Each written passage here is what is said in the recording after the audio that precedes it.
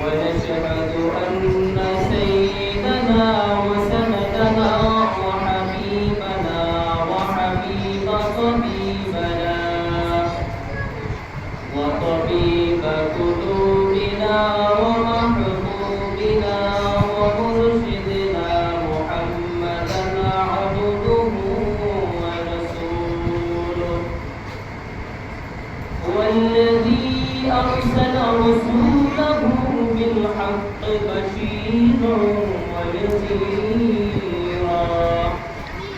وداعيا إلى الله بإذنه وسراجا منيرا أما بعد فأعوذ بالله من الشيطان الرجيم بسم الله الرحمن الرحيم قل إن كنتم تحبون الله فاتبعوني يحببكم الله ويغفر لكم ذنوبكم والله غفور رحيم وقال تعالى في كلامه المجيد وفي قرآنه الحميد بسم الله الرحمن الرحيم إن الله وملائكته يصلون على النبي يا أيها الذين آمنوا صلوا عليه وسلموا تسليما صلى الله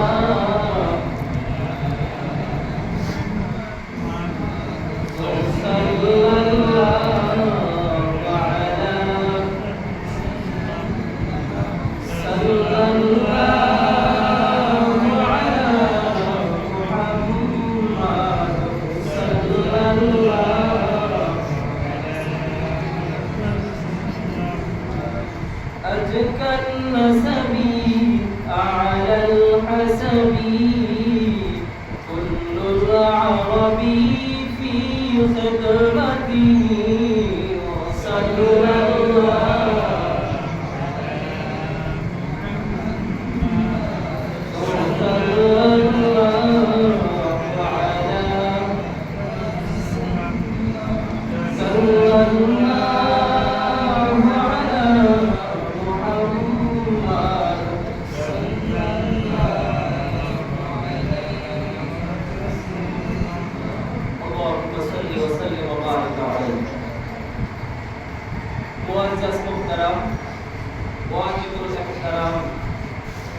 সম্মানিত মুসলিম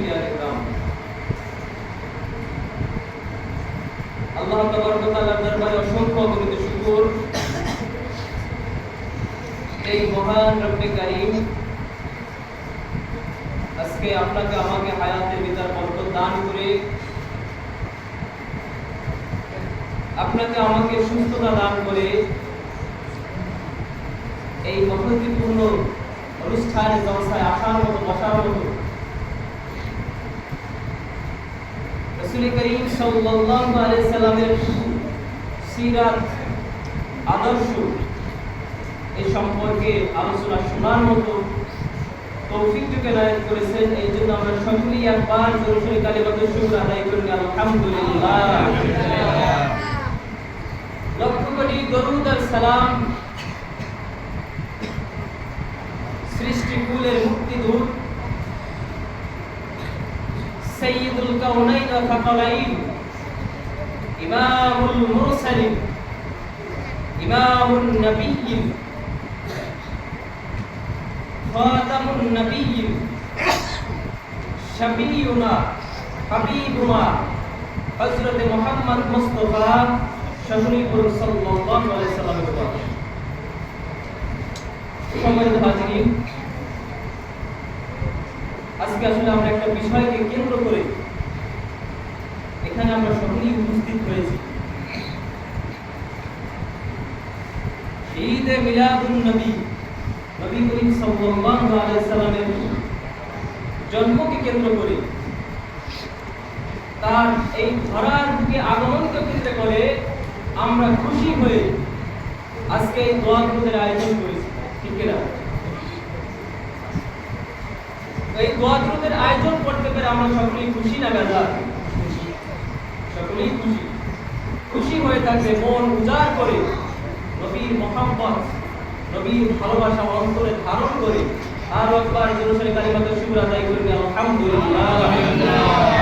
আর একটু জোরে বলি আলহামদুলিল্লাহ। আল্লাহু আকবার।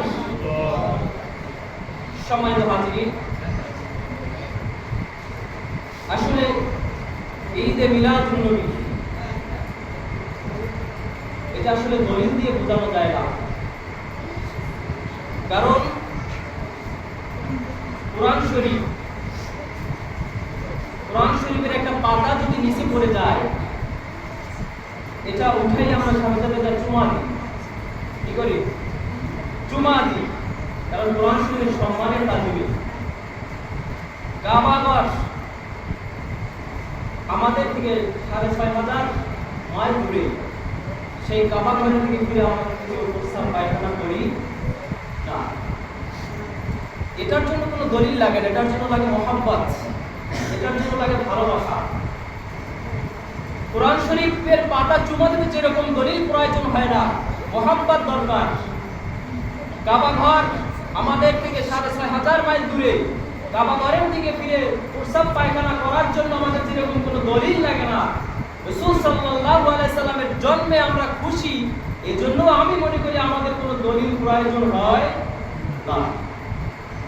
এরপর আমাদের বড় বড় আকাবারি দিন যাদেরকে আমরা মানি, ইমাম জালালউদ্দিন সুয়ুতী রহমাতুল্লাহি আলাইহি, ইমাম সাখাবী রহমাতুল্লাহি আলাইহি ৯০০ হিজরির আলেম, শাহ আব্দুল্লাহ মুহাদ্দিস দেহলভী রহমাতুল্লাহি আলাইহি ১০৫২ হিজরির আলেম, এরা আমাদের অনেক বড় বড় দলিল দিয়ে গেছে। আব্দুল হক মুহাদ্দিস দেহলভী রহমাতুল্লাহি আলাইহি বলেছেন, ওয়া ইযা ইত্তাখাযা মাওলিদুন নবী সাল্লাল্লাহু আলাইহি ওয়াসাল্লাম, কেউ যদি নবী করিম সাল্লাল্লাহু আলাইহি সাল্লামের জন্মদিনটাকে ঈদান খুশির দিন বানায়, তার জন্য আল্লাহ রাব্বুল আলামিনের কাছে রয়েছে আজরান আযীম, মহান পুরস্কার। বলেন সুবহানাল্লাহ। কে দলিল দিয়েছে?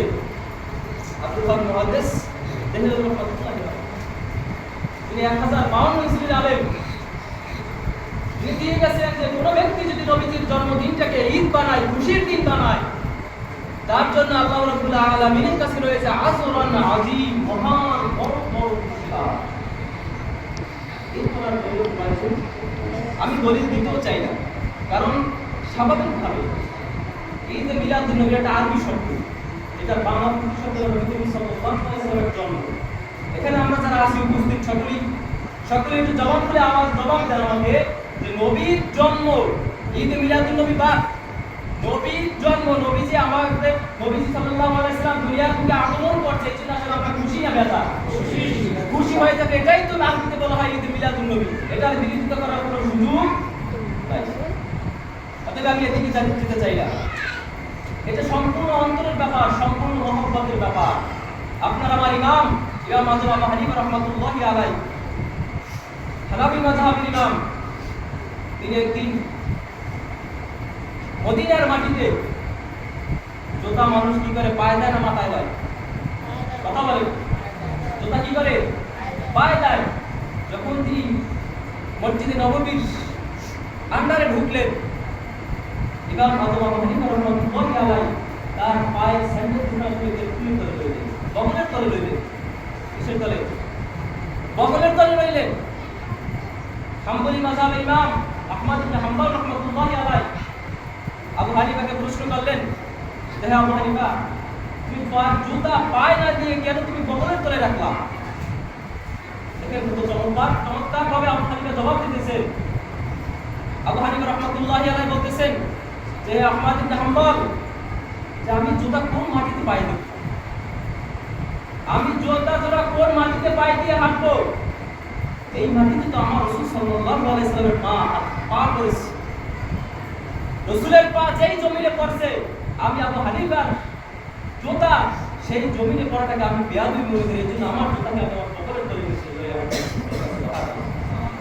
এটার জন্য দলিল প্রয়োজন আছে? কথা বলে না। এটা দলিল দিয়ে বোঝাতে পারবে আপনাকে কেউ? এটা দলিল দিয়ে বোঝানো সম্ভব না। এখন এটা যদি দলিল চান যে বাবা আদম আবু হানিফা কেন জুতা জোড়া কবলের কারণ হইলেন, এই দলিল আপনি কোরআন হাদিস ইজমা কিয়াস আপনি যা কিছু খোঁজেন কোনটার ভিতরে আপনি দলিল পাবেন না। এটা সম্পূর্ণ অন্তরের ব্যাপার, মহব্বতের ব্যাপার। সেই রকম ভাবে রাসূল করিম সাল্লাল্লাহু আলাইহি ওয়াসাল্লামকে ভালোবাসার নাম হলো ঈমান। রাসূলকে ভালোবাসার নাম কি? ঈমান। আপনার ঈমান কতটুকু আছে এটা আপনার প্রমাণ হবে রাসূলের মহব্বতের উপর। আল্লাহ রাসূল বলেছেন লা ইয়াকুনু আহাদুকুম হাত্তা আকুনা হাব্বা ইলাইহি মিন ওয়ালাদি ওয়া ওয়ালাদিন নাস আজমাইন। তোমরা ততক্ষণ পর্যন্ত কেউ পূর্ণ ঈমানদার মুমিন হতে পারবে না যতক্ষণ পর্যন্ত তোমরা আমাকে তোমার স্ত্রী, সন্তান, পরিবার, পরিজন, আত্মীয় স্বজন, নিকটবর্তী যারা আছে তাদের থেকে সবথেকে আমি নবীকে তোমরা যদি ভালো না পারবে অতক্ষণ পর্যন্ত তোমরা পূর্ণাঙ্গ ঈমানদার এবং মুমিন হতে পারবে না। রাসূলকে ভালোবেসেছিলেন সাহাবায়ে কেরাম, রাসূলকে ভালোবেসেছিলেন তাবিঈনরা, রাসূলকে ভালোবেসেছিলেন তাবিঈনরা, রাসূলকে ভালোবেসেছিলেন প্রত্যেকটা উলামায়ে কেরাম যারা বড় বড় উলামায়ে কেরাম রাসূলকে ভালোবেসেছিলেন। এরকম একজন বড় আলেম আছে সুফি ফাতেহ হয়েছিল ফাতেমা জেলায়, যার নাম হলো সকলেই জানি, তাকে রাসূল নামা বলা হতো। কি বলা হতো? রাসূল নামা বলা হতো। রাসূলের প্রেমে এত মশগুল ছিলেন, তিনি যখন রাসূলকে ডাক দিতেন তখন রাসূল করিম সাল্লাল্লাহু আলাইহি ওয়াসাল্লাম তার সামনে এসে উপস্থিত হতেন। সুবহানাল্লাহ। রাসূলের মহব্বত, রাসূলের ভালোবাসা। আপনার অন্তরে যদি রাসূলের মহব্বত না থাকে, আপনার অন্তরে যদি রাসূলের প্রেম না থাকে, আল্লাহর মহব্বত আপনার অন্তরে থাকবে না। রাসূলকে ভালোবেসেছিলেন সাহাবায়ে কেরাম। আল্লাহ রাসূলের একজন অত্যন্ত প্রিয় জলিলুল কদর সাহাবী হযরত আবু বকর রাদিয়াল্লাহু তাআলা আনহু, খোলাফায়ে রাশিদিনের প্রথম যিনি। নাম সকলে শুনছেন না? কথা বলে না। নাম শুনছেন কিনা সকলে? জি। আবু বকর রাদিয়াল্লাহু তাআলা আনহু। আল্লাহ রাসূল সাল্লাল্লাহু আলাইহি সাল্লাম যখন হিজরত করলেন, এই হিজরত করার 2 বছর পূর্বে আবু বকরকে আল্লাহ রাসূল বলেছিলেন যে আবু বকর, এই মক্কায় বেশি দিন আমার আর থাকা হবে না। মক্কার মানুষ রাসূলকে অধিক পরিমাণ এত কষ্ট দিয়েছে, এই কষ্টের কারণে রাসূলকে মক্কা থেকে মদিনায় হিজরত করতে হয়েছিল। আল্লাহ রাসূল সাল্লাল্লাহু আলাইহি সাল্লাম আবু বকরকে বলেছিলেন, আবু বকর, যে কোনো সময় যে কোনো মুহূর্তে আমার মক্কা ছেড়ে যেতে হবে, মক্কা থেকে আমার মদিনায় হিজরত করতে হবে। এই হিজরতের সাথী হওয়া তুমি। হিজরতের সাথী কি? তুমি। যেই দিন এই কথা রাসূল করিম সাল্লাল্লাহু আলাইহি সাল্লাম আবু বকরকে বলেছিলেন, ওই দিন থেকে শুরু করে ঠিক তার 2 বছর পর গভীর রজনী আল্লাহ রাসূল সাল্লাল্লাহু আলাইহি সাল্লাম আবু বকরের দরজার সামনে দাঁড়ায় রাখতেছেন। আবু বকর খুব নিম্ন স্বরে আবু বকর ডাকতেছিলেন যে ইয়া আবু বকর। আবু বকর সাথে সাথে দরজা খুলে বলেছেন, লাব্বাইক ইয়া রাসূলুল্লাহ ওয়া সাআদাইক। 1 সেকেন্ড দেরি হয় না, যখন আবু বকর রাদিয়াল্লাহু তাআলা আনহু আল্লাহ রাসূল আবু বকরকে ডাক দিলেন, দরজার সামনে দাঁড়ায় যে আবু বকর। আবু বকর সাথে সাথে দরজা খুলে দিয়ে বলেছিলেন, ইয়া রাসূলুল্লাহ লাব্বাইক, লাব্বাইক ইয়া রাসূলুল্লাহ ওয়া সাআদাইক, আমি হাজির। আল্লাহ রাসূল একটু আশ্চর্য হয়ে গেলেন। আচ্ছা আবু বকর, তোমাকে তো আমি 2 বছর আগে বলছিলাম যে আমার মক্কা থেকে মদিনায় হিজরত করতে হবে, সেই হিজরতের সাথী হওয়া তুমি। আজকে আমি তোমাকে ঘরের সামনে এসে উচ্চ স্বরেও ডাক দিলাম না, খুব নিম্ন স্বরে আমি তোমাকে ডাক দিলাম, আর তুমি সাথে সাথে দরজা খুলে আমার সামনে হাজির হলে। আবু বকর রাদিয়াল্লাহু তাআলা চোখের পানি ছেড়ে দিয়ে রাসূলকে বলেছিলেন, ইয়া রাসূলুল্লাহ, ইয়া হাবিবাল্লাহ, আপনি যেদিন বলেছিলেন যে মক্কা ছেড়ে আমার মদিনায় হিজরত করতে হবে, এই হিজরতের সাথী হবে আবু বকর। আমি আবু বকর হিজরতের সাথী। আল্লাহকে সাক্ষী রেখে আমি বলতেছি, ওই দিন থেকে আমি আবু বকর আর বিছনায় পিঠ লাগাই না। সুবহানাল্লাহ। এটা রাসূলের মহব্বত, রাসূলের ভালোবাসা তাদের অন্তরে ছিল, যার কারণে এটা করতে পারছে তারা। কারণ একজন লোক 2 বছর, আপনি আমি সাধারণত আপনি দেখেন যে আপনি 2 দিন বা 3 দিন যদি না ঘুমান, এর পরের দিন আপনারা নামাজও বুঝতে পাওয়া যায় না। নামাজে ঘুমাতে যায়, জোহর পড়তে যায়, আসর যায়, মাগরিব যায়, এশা যায়, ফজরও পড়তে যায়, কি যায় না? কিন্তু আবু বকরকে 2 বছর আগে বলছিলেন যে আবু বকর, হিজরতের সাথী হবে তুমি আমার। ঠিক ওই দিন থেকে 2 বছর পরে আল্লাহ রাসূল যখন আবু বকরের সামনে থেকে ঘরের সামনে এসে ডাক দিলেন, আবু বকর সাথে সাথে রাসূলের সামনে হাজির। আবু বকর বলছিলেন যে ইয়া রাসূলুল্লাহ, ইয়া হাবিবাল্লাহ, আপনি আমাকে যেই দিন বলছেন যে হিজরতের সাথে আমি আবু বকর, ওই দিন থেকে আমি আবু বকর আর বিছনায় পিঠ লাগাই না। শুধু তাই না, আবু বকর বলতেছেন ইয়া রাসূলুল্লাহ, ইয়া হাবিবাল্লাহ, শুধু তাই না, আমার মেয়ে আসমা, সেই দিন থেকে আসমাও ঘুমায় না। কারণ হিজরতের পথ, মদিনার পথ অনেক দূরে, লম্বা সফর। সেই দিন থেকে আমার মেয়ে আসমা এই লম্বা সফরের জন্য নাস্তা বানাই রেডি রাখে। আবু বকর রাদিয়াল্লাহু তাআলা বলতেছেন শুধু তাই না, আপনি গাছের গোড়ায় আল্লাহ রাসূলকে বলতেছেন ইয়া রাসূলুল্লাহ, ইয়া হাবিবাল্লাহ, আপনি গাছের গোড়ায় তাকায় দেখেন, আমি সেই 2 বছর আগে হিজরতের বাহন হিসাবে 2টা উট কিনেছিলাম। সেই উটও এই 2 বছর পর্যন্ত গাছের গোড়ায় দাঁড়িয়ে যে আপনি রাসূলের জন্য অপেক্ষা করতেছে, সেই উটও 2 বছর পর্যন্ত ঘুমায় না। এমন নবীকে আমরা পেয়েছি, যেই নবীকে উট পর্যন্ত চিনেছে, বনের হরিণ পর্যন্ত চিনেছে, পশু পাখি গাছপালা পর্যন্ত আপনার আমার নবীকে চিনেছে। কিন্তু আপনি আমি সব থেকে দুর্ভাগ্যবশত কপাল পরে আপনি আমি উম্মত হয়ে আপনি আমি আমার রাসূলকে চিনতে পারি তাই, রাসূলের মহব্বত আপনার আমার অন্তরে আপনি আমি ধারণ করতে পারি তাই। রাসূলকে ভালোবেসেছিলেন সাহাবায়ে কেরাম, রাসূলকে ভালোবেসেছিলেন তাবিঈরা। কিন্তু যেই নবীর উম্মত আমরা দাবি করি, কিন্তু রাসূলের মহব্বত আপনার আমার অন্তরে নাই। রাসূলের মহব্বত যদি আপনার আমার অন্তরে থাকতো, তাহলে রাসূলের জন্মের দিনটাকে আপনি আমি বেদাত পূর্ণ দিতে পারতাম না। ঈদে মিলাদুন নবী, নবীর জন্মের অস্তিত্ব নাই, এরকম কথা আপনার আমার মুখ থেকে বের হতে পারতো না যদি রাসূলের মহব্বত আপনার আমার অন্তরে থাকতো। হযরত তালহা রাদিয়াল্লাহু তাআলা আনহুর নাম শুনছেন সকলে?